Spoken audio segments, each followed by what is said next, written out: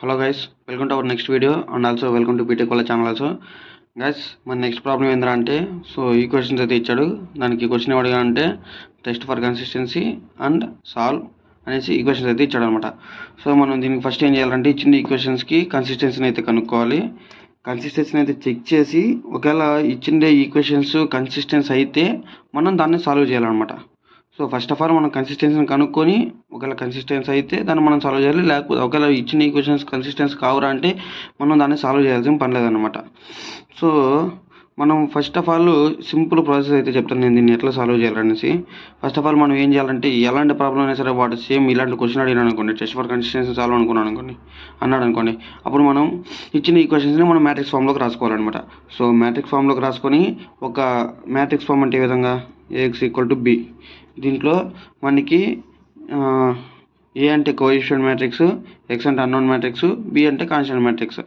ఓకేనా? సో దీన్ని ఈ ఫామ్లోకి రాసుకుంటాం. ఈ ఫామ్లోకి రాసుకొని మనం మళ్ళీ సి మ్యాట్రిక్స్ అయితే ఫామ్ చేస్తాం అనమాట. సి మ్యాట్రిక్స్ అంటే ఏబి. సో ఇక్కడ ఏ ఉంది, ఇక్కడ బి ఉంది కదా. సో మనం ఏబిని కలుపుకుంటే మనకి సి మ్యాట్రిక్స్ అయితే వస్తుంది అనమాట. ఈ సి మ్యాట్రిక్స్ని మనం అప్పర్ ట్రయాంగిల్ మ్యాట్రిక్స్ లెక్క కన్వర్ట్ చేసుకొని, సో అప్పర్ ట్రయాంగిల్ మ్యాట్రిక్స్ లెక్క కన్వర్ట్ అయిన తర్వాత ఈ ర్యాంక్ ఆఫ్ సి కనుక్కుంటాం అనమాట. సో ర్యాంక్ ఆఫ్ సి కనుక్కుంటాం plus and rank of A కనుక్కుంటాం అనమాట. ఒకవేళ మనకి rank of C = rank of A అయింది అనుకోండి, అప్పుడు మనకి ఇచ్చిన ఈక్వేషన్స్ కన్సిస్టెన్సీలో ఉన్నట్టు. ఒకవేళ rank of C is not equal to rank of A అనుకోండి, సో ఇచ్చిన మ్యాట్రిసెస్ కన్సిస్టెన్సీలో లేవన్నమాట. సో దాన్ని మనం సాల్వ్ చేయాల్సిన పని లేదు. ఒకవేళ కన్సిస్టెన్సీలో ఉంటేనే ఇచ్చిన ఈక్వేషన్లు మనం సాల్వ్ చేయాలన్నమాట. ఇది సింపుల్ ప్రాసెస్. సో ఈ ప్రాసెస్ ఫాలో అయినారంటే మనం సింపుల్గా అయితే సాల్వ్ చేయొచ్చు. సో ఫస్ట్ ఆఫ్ ఆల్ మనకు ఫస్ట్ స్టెప్లో ఏం చేయాలనుకున్నాం, ఇచ్చిన ఈక్వేషన్స్ని మనం AX = B ఫామ్లోకి రాసుకోవాలన్నమాట. AX = B. So దీనిలో ఏ అంటే కోఎఫిషియంట్ మ్యాట్రిక్స్, ఎక్స్ అంటే అన్నోన్ మ్యాట్రిక్స్, బి అంటే కాన్స్టెంట్ మ్యాట్రిక్స్ అనమాట. సో ఏ వాల్యూ అంటే ఏమవుతుంది, ఇచ్చిన మ్యాట్రిక్సెస్ ఉన్నాయి కదా. సో మనం ఇక్కడ 2 - 3 7 ఉన్నాయి కదా, వీటిని మనం ఏ వాల్యూ అనుకుంటాం అనమాట. So 2 - 3 7, okay, 3 1 - 3 2 19 - 47. దీన్ని మనం ఏ మ్యాట్రిక్స్ అనుకుంటాం, ఎక్స్ మ్యాట్రిక్స్ అంటే అన్నోన్ మ్యాట్రిక్స్ అన్నాం కదా, XYZ అనుకోండి. ఎందుకంటే ఇక్కడ వేరియబుల్స్ మనకి XYZ ఇచ్చాడు కాబట్టి ఈక్వేషన్స్లో. మనం బి అంటే కాన్స్టెంట్ మ్యాట్రిక్స్ అన్నాం కదా. సో ఇక్కడ ఈ వాల్యూలన్నీ ఎప్పుడు మనకి కాన్స్టెంట్ అవుతాయి. సో ఈ వాల్యూలో మనకి కాన్స్టెంట్ మ్యాట్రిక్స్ అవుతాయి అనమాట. 5 13 22. సో మనం ఇప్పుడు ఇచ్చిన ఈక్వేషన్స్ని AX = B ఫామ్లోకి అయితే రాసుకున్నాం అనమాట. ఫస్ట్ స్టెప్ కంప్లీట్ అయిపోయింది. సో మనం సెకండ్ స్టెప్లో ఏం చేయాలి, ఇక్కడ సి మ్యాట్రిక్స్ని మనం ఫామ్ చేసుకోవాలి కదా. సి మ్యాట్రిక్స్ అంటే ఏమనుకున్నాం, ఏబిని కంబైన్ చేస్తే అది సి మ్యాట్రిక్స్ అవుతుంది అన్నాం కదా. సో మనకి ఏబి వాల్యూ ఎట్లా తెలుసు, ఇక్కడ AX = B అన్నాం కదా. సో మనకి ఇది ఏ అవుతుంది, ఇది బి అవుతుంది అనమాట. సో ఈ రెండింటిని కంబైన్ చేస్తే మనం సి మ్యాట్రిక్స్ అయితే అయిపోతుంది అనమాట. సో సింపుల్గానే అదే రాసుకుంటా. సి = ఏ అంటే 2 - 3 7 3 1 - 3 2 19 - 47. సో బి వాల్యూ ఏంది, సో నేను దీన్ని డాట్లు పెట్టుకుంటా. బి వాల్యూ అంటే ఏంది 5 13 22. సో మనకి ఇప్పుడు సి మ్యాట్రిక్స్ అయితే ఫామ్ అయిపోయింది అనమాట. ఈ సి మ్యాట్రిక్స్ అంటే ఏంది, సి మ్యాట్రిక్స్ అనేది ఏమవుతుంది, 3 × 4 మ్యాట్రిక్స్ అవుతుంది అనమాట. ఓకేనా, 3 rows 4 columns. సో మనం నెక్స్ట్ స్టెప్లో ఏం చేయాలనుకున్నాం, ఇచ్చిన సి మ్యాట్రిక్స్ని మనం అప్పర్ ట్రయాంగిల్ మ్యాట్రిక్స్ లెక్క మార్చాలనుకున్నాం కదా. సో అప్పర్ ట్రయాంగిల్ మ్యాట్రిక్స్ లెక్క మార్చాలంటే మనకి తెలిసిందే కదా. నార్మల్గా ఏదైనా ఒక ఇది నేను తీసుకున్నాను అనుకోండి, 0 1 0 0 0 1. సో సారీ, ఇది తీసుకుంటే ఇప్పుడు మనకి ఏదైతే డయాగ్నల్ కింద వాల్యూలు 0 ఉంటే ఈ మ్యాట్రిక్స్ అనేది అప్పర్ ట్రయాంగిల్ మ్యాట్రిక్స్ అవుతుంది అనమాట. సో మనకి ఇచ్చిన దీని ప్రకారం మనం దీన్ని డయాగ్నల్ అనుకుందాం. సో 1 2 3 4 5 ఈ 4 వాల్యూని కనుక మనం 0 చేస్తే సో మనకి సి మ్యాట్రిక్స్ అనేది అప్పర్ ట్రయాంగిల్ మ్యాట్రిక్స్ అవుతుంది అనమాట. సో మనం ఇప్పుడు ఈ వాల్యూని 0 చేయాలంటే ఏం చేయాలంటే రో ట్రాన్స్ఫర్మేషన్ అయితే చేయాలన్నమాట. సో మీకు ఆల్రెడీ నాకు తెలుసుంటుంది రో ట్రాన్స్ఫర్మేషన్ బేసిక్స్ అయితే. మనకి రో ట్రాన్స్ఫర్మేషన్ అంటే ఏంటంటే ఏ రోలో అయితే మనం ఏదైనా వాల్యూని మనం మాడిఫై చేయాలనుకుంటే సో ఆ మ్యాట్రిక్స్లో ఉండే రిమైనింగ్ రోస్తో ఏదర్ మనం మల్టిప్లై చేసి లేకపోతే ప్లస్ చేసి మైనస్ చేసి వాట్ ఎవర్ డివైడెడ్ బై చేసి ఏదైనా చేసినా సరే మనం వాల్యూని అయితే తీసుకుంటాం అనమాట, వాల్యూని అయితే గెయిన్ చేస్తాం. సో మనకి ఇచ్చింది మనకి సి మ్యాట్రిక్స్ని మనం అప్పర్ ట్రయాంగిల్ మ్యాట్రిక్స్లుగా మార్చాలంటే ఏం చేయాలంటే ఈ వాల్యూ 0 అవ్వాలి కదా. సో ఫస్ట్ ఆఫ్ ఆల్ నేను ఏం తీసుకుంటానంటే R2 రో తీసుకుంటా. ఓకేనా, నాకు ఇది ఉంది ఫస్ట్ నేను ఈ వాల్యూని 0 చేస్తాను అనుకోండి. ఈ వాల్యూని 0 చేయాలంటే ఏం చేయాలి? ఇక నాకు 3 ఉంది. సో ఇక ఎక్కడైనా 3 ఉందా? లేదు. సో ఇక్కడ మనకి 2 ఉంది. సో మనం ఏం చేసుకోవచ్చు? 3 × 2 చేసుకోవచ్చు, 2 × 3 చేసుకోవచ్చు. అప్పుడు ఇక్కడ ఏమవుతుంది? ఈ వాల్యూ 6 అవుతుంది, ఈ వాల్యూ 6 అవుతుంది అనమాట. అప్పుడు 6 - 6 0 అయిపోతుంది. సో నెక్స్ట్ ఇక్కడ 2 ఉంది R3లో. మనం ఈ విధంగా 0 చేయాలి కదా. సో ఈ 2ని 0 చేయాలంటే ఏం చేయాలి? మనకి ఎక్కడైనా 2 ఉందా? ఉంది, R1లో ఉంది. సో 2 - 2 ఏమవుతుంది? 0 అవుతుంది. సో సింపుల్గా నేను ఏం చేస్తానంటే రో ట్రాన్స్ఫర్మేషన్ ప్రకారం R2 అంటే ఏంది? ఇక 3 ఉంది, దీన్ని 2తో డివైడ్ చేయాలన్నమాట. మైనస్ R1ని మనం 3R1గా చేసుకోవాలి. 3R1ని 3 ఇంటూ మల్టిప్లై చేయాలన్నమాట. సో మళ్ళీ నెక్స్ట్ థర్డ్ రోకి వచ్చే కొద్దిగా ఏమవుతుంది?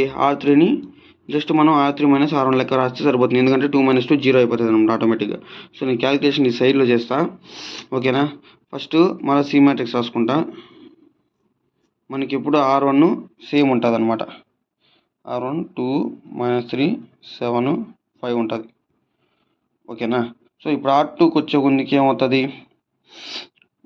2R1 × 3R1 2R2 × 3R1 కదా. సో R2ని 2తో మల్టిప్లై చేసి దాన్ని మనం R1ని 3తో మల్టిప్లై చేసి ఈ రెండింటిని మనం మైనస్ చేయాలన్నమాట.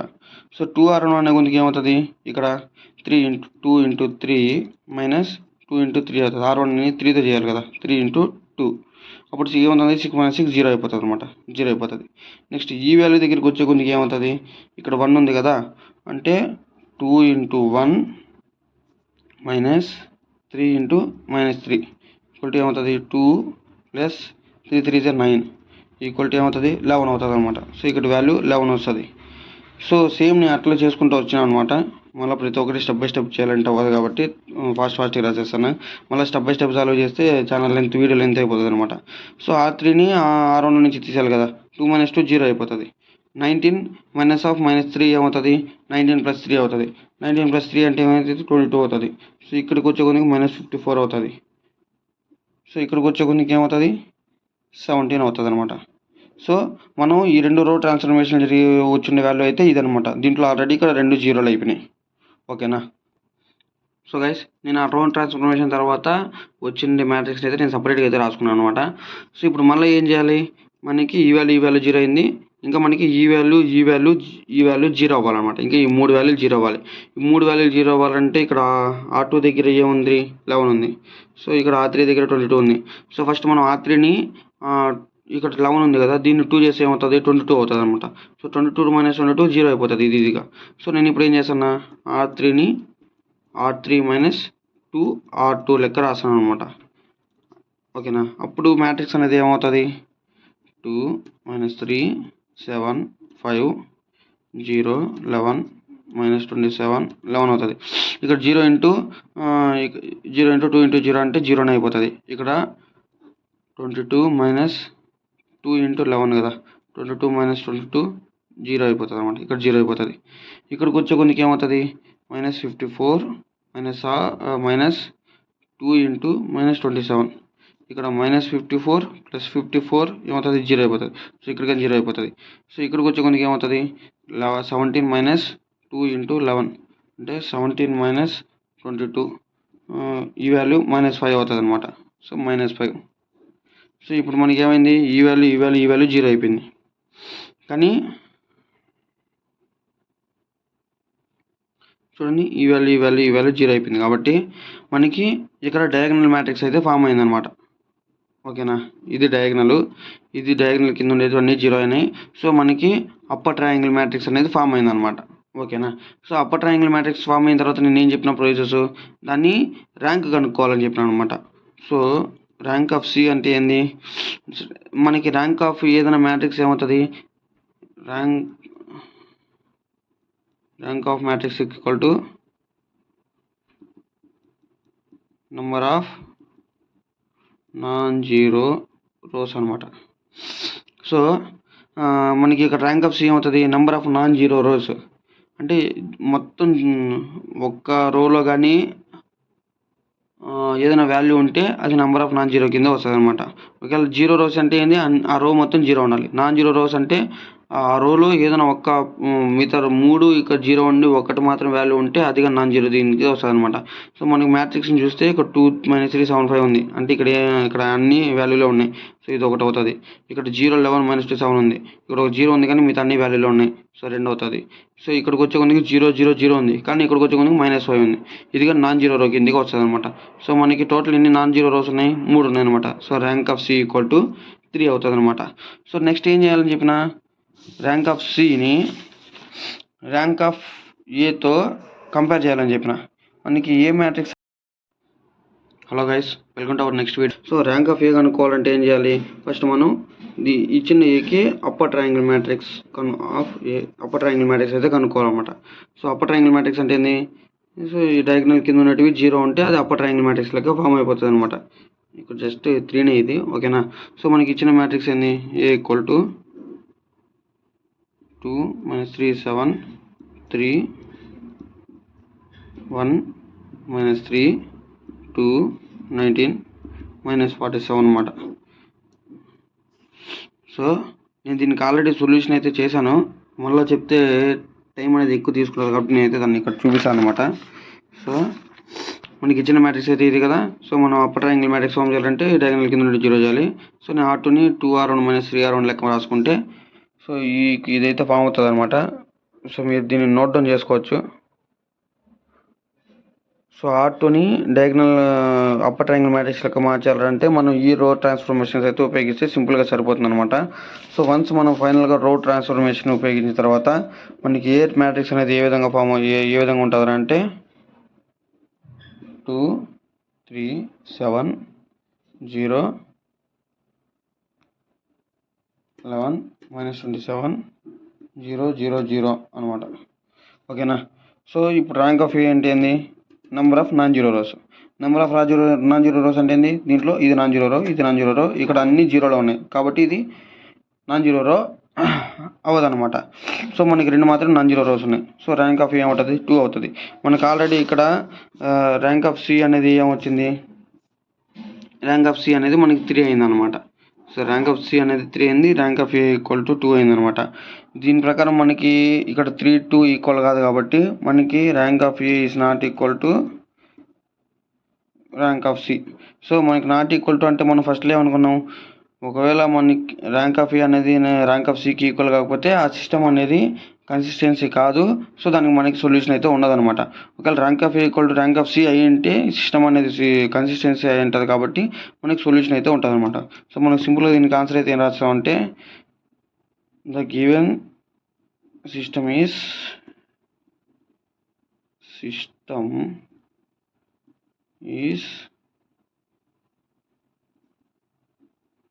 Not in consistency.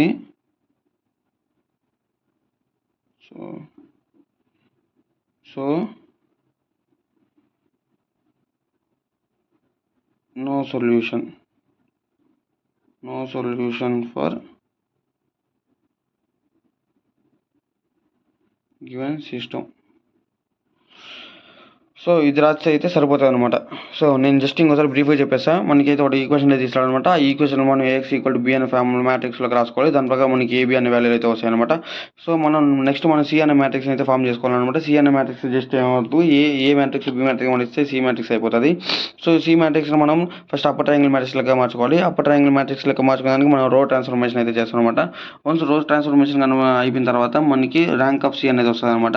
So rank of Cని కనుక్కుంటాం. తర్వాత ఏ మ్యాట్రిక్స్ని అయితే తీసుకుంటాం, దీనిగా మనం ర్యాంక్ కనుక్కోవాలంటే అప్పర్ ట్రయాంగిల్ మ్యాట్రిక్స్ లెక్క కన్వర్ట్ చేసుకుంటాం. So upper triangle matrix form అయిందంటే ఆ ర్యాంక్ని అయితే తీసుకుంటాం.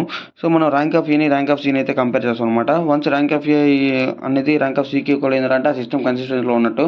ఒకవేళ ర్యాంక్ ఆఫ్ A అనేది ర్యాంక్ ఆఫ్ Cకి ఈక్వల్ అవ్వలేదంటే ఆ సిస్టమ్ ఇన్కన్సిస్టెన్సీలో ఉన్నట్టు. So once inconsistency means there is no solution for this problem అనమాట. సో అదే మనం రాసి మెన్షన్ చేసేస్తాం అనమాట. హోప్ గైస్ ఈ వీడియో అయితే మీకు అర్థమైంది అనుకుంటా. మధ్యలో కొంచెం కన్ఫ్యూజన్ అయితే జరిగింది. కన్ఫ్యూజన్ ఏం లేదు, జస్ట్ పేపర్లు అట్లా ఇదైనాయి. సో ఇంకోసారి చూసినారంటే మీకు ఒక డీటెయిల్ వ్యూ అయితే వస్తుంది అనమాట. So guys that's for today. ఏమైనా డౌట్స్ ఉంటే నా కామెంట్ సెక్షన్లో మెన్షన్ చేయండి. Okay then guys, bye.